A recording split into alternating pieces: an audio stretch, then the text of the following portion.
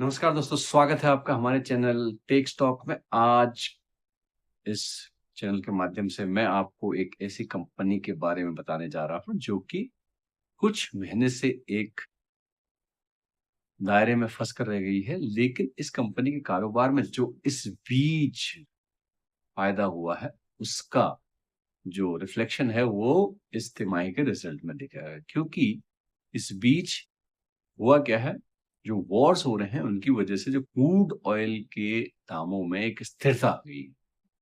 जो crude oil के दामों में स्थिरता और दूसरा अमेरिका में एक रिसेशन के डर से जो कच्चे तेल के भाव हैं, वो एक पर्टिकुलर एक रेंज में फंसे हुए हैं, वहां से ऊपर को नहीं जा रहे हैं। तो जब भी कच्चे तेल के दाम एक दायरे में फंसते हैं, तो इन कंपनीज को मार्केटिंग कंपनीज हैं, ऑयल मार्केटिंग कंपनीज हैं, जो बहुत फायदे में रहती है। भारत में खासतौर से जो ऑयल मार्केटिंग कंपनीज है, उसमें पीएसयूज हैं, जो महारत्न कंपनियां हैं, जिसमें इंडियन ऑयल कॉर्पोरेशन है, भारत पेट्रोलियम कॉर्पोरेशन है और हिंदुस्तान पेट्रोलियम है। जो ये कंपनीज हैं, ये मेनली इन तीनों का जो हिस्सा है इसमें ऑयल मार्केटिंग में, इन तीनों का जो मेन हिस्सा है। लेकिन उसमें जो सबसे महत्वपूर्ण कंपनी है और जो जिसका सबसे ज्यादा हिस्सा है, वो है इंडियन ऑयल कॉर्पोरेशन। तो इंडियन ऑयल कॉर्पोरेशन इन तीनों कंपनीज में सबसे ज्यादा जो ऑयल मार्केटिंग का कारोबार, इन तीनों में से इंडियन ऑयल कॉर्पोरेशन का। इंडियन ऑयल कॉर्पोरेशन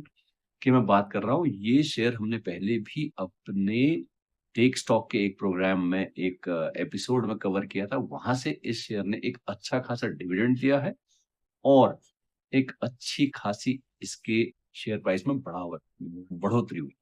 इस कंपनी का जो मार्केट कैप है, वो 2,44,000 करोड़ के ऊपर है और जो कंपनी के जो शेयर की कीमत है इस समय, वो 165 168 के आसपास चल रही है। लेकिन जो कंपनी का जो ईपीएस है, वो बहुत जबरदस्त है।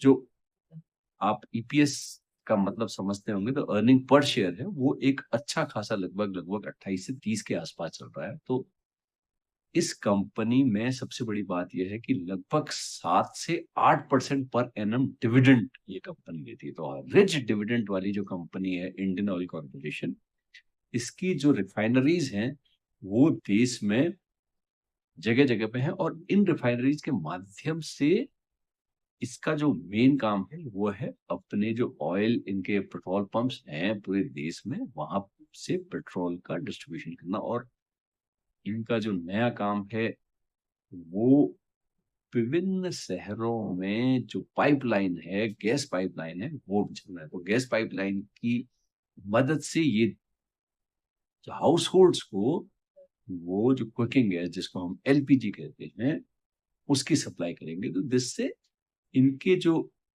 कारोबार में है और इनके जो प्रॉफिट में है, वो एक पर्टिकुलर सिग्निफिकेंट अमाउंट ऑफ बढ़ोतरी होती है। अभी ये सिलेंडर्स के माध्यम से इसका डिस्ट्रीब्यूशन करते हैं, लेकिन अब मोस्टली जो टायर 1 और टायर 2 सिटीज में है, इस तरह की पाइपलाइन सरकार बिछाने की योजना बना रही है और बहुत सारे शहरों में ये योजना चल भी रही है। और साथ ही इस कंपनी का जो कैपेक्स है, जो आप कह सकते हैं जो एक्सपेंडिचर कर रही है, ये अपना जो जो कैपिटल है, जो इन इसका जो विस्तार योजनाएं है, उसमें ये ग्रीन एनर्जी यानी हाइड्रोजन फ्यूल का भी प्रोडक्शन का जो इनका एक विस्तार योजना है, वो भी चल रही है। तो ये पुराने फॉसिल फ्यूल के साथ-साथ जो नए ज़माने का फ्यूल है, जो हाइड्रोजन और अन्य जैसे एलपीजी, एलएनजी और पीएनजी, इस तरह के जो फ्यूल है, उन पे भी ये कंपनी बहुत ही एग्रेसिव ढंग से काम कर रही है। जो कंपनी के जो रिफाइनरीज़ हैं,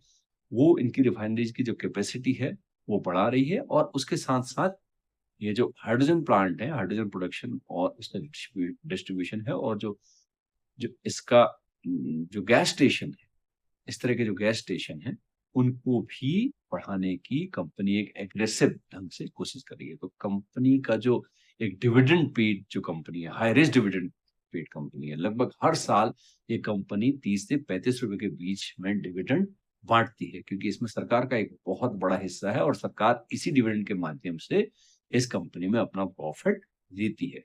तो एक ये महारत्न कंपनी है और ये पब्लिक सेक्टर कंपनीज में one of the most profitable company आप इंडियन ऑयल कॉर्पोरेशन को मान सकते हैं। इस समय 165 से 170 के बीच काम कर रही है। अगर इसी तरह से नेक्स्ट क्रूड ऑयल का ये जो इस समय दाम है, ये इसी तरह से चलता रहा, तो नेक्स्ट क्वार्टर में इसके रिजल्ट बहुत अच्छे आएंगे। अगर आपको इस कंपनी में अगर निवेश करना है तो एक बार अपने फाइनेंशियल एडवाइजर से जरूर पूछिए। लेकिन ये कंपनी, यहाँ पे एक सिंपल सी बात ये है कि इस कंपनी का जो डिविडेंड है वो एक एफडी के डिविडेंड से पर एनम ज्यादा होता है, क्योंकि एफडी में आपको 6.75 या 7% मिलता है। ये कंपनी लगभग 7 से 8% डिविडेंड यील्ड इसकी पर एनम लगभग हमेशा ही रहती है। तो इस तरह की कंपनी में निवेश करने का एक ये बहुत बड़ा फायदा होता है। अगर शेयर मार्केट की जो प्राइसेस है उनमें उछाल आए या ना आए, अगर आ गया तो बहुत अच्छा, नहीं आया तो भी ये डिविडेंड से आपको एक रिच डिविडेंड देके आपका जो एफडी का जो रिटर्न है उससे ज्यादा रिटर्न देती है। तो इस तरह की इंडियन ऑयल कॉर्पोरेशन में एक चाल बनती हुई दिखाई देती है।